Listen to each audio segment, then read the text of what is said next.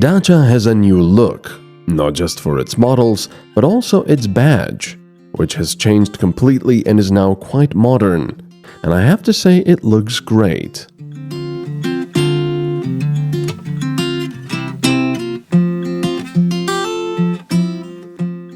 The Sandero itself looks good as well and has a lot of tech that bigger and more expensive cars do.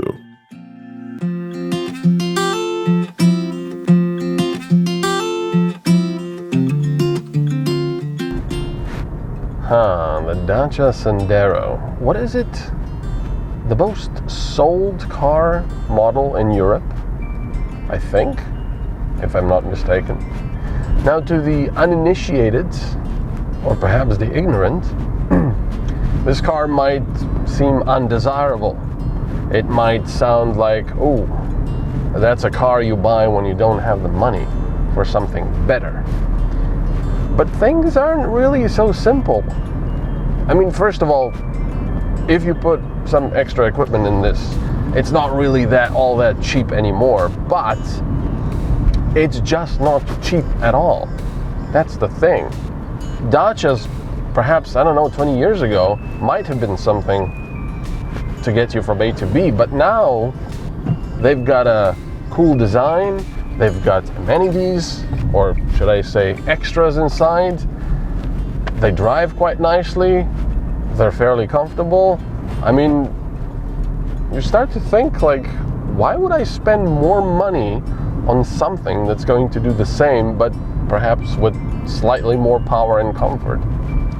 It really begs the question, because while this car is not perfect, not by a long shot, it's got a lot of things to really like.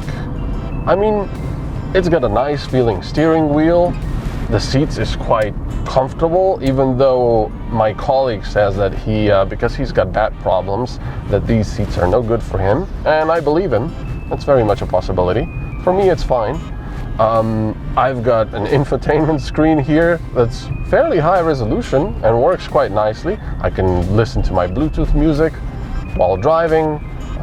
You've got DAB radio, Android Auto, everything. You've got a little phone holder to the left of it, so you can put your phone in there if you'd like. You've got a little USB port just next to it, so you can charge your phone or whatever else you may have. You've got a really cool design of the dashboard. I really enjoy that, with little inserts for the air vents. You've got physical climate controls. You've got air conditioning, which is on, by the way. I didn't even notice that. You've got a speed limiter, cruise control. You've got LEDs at the front. It's like, what else do you need? What is missing? It's even got a reversing camera.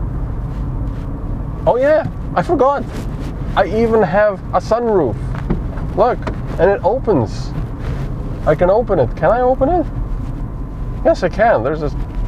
I don't even know where the controls are. Maybe I should have my eyes on the road instead. Where are? Oh, there's the controls. There it is.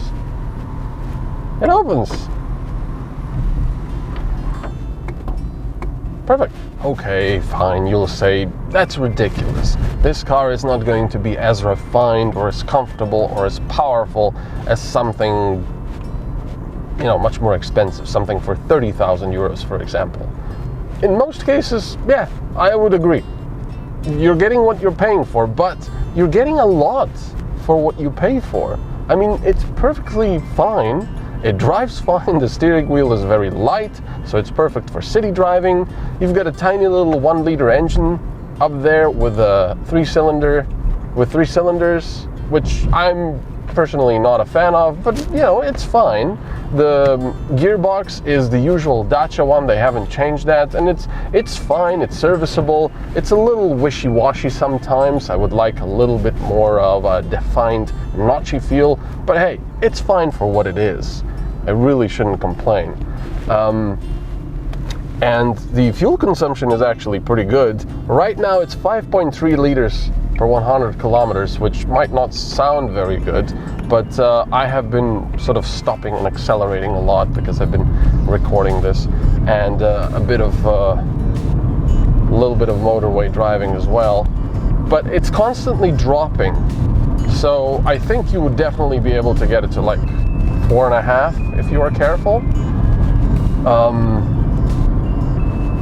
But it's just, you know, the engine itself is not bad. I'm not really angry at it, especially because the car is probably a bit lighter than usual, so it doesn't have that many problems propelling it where you want to go. And I love the looks.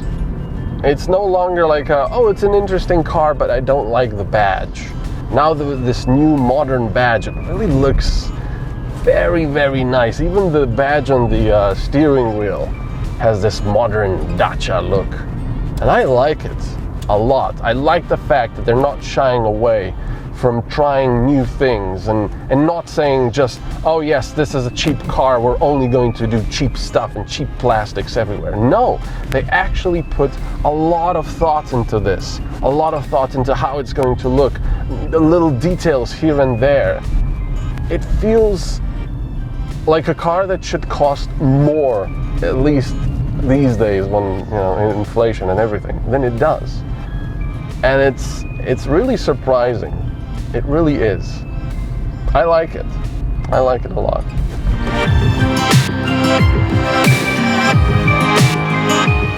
The Dacia Sandero starts at 14,000 euros. For a fully equipped model with the factory-fitted LPG option, you'll be paying just under 18,000 euros.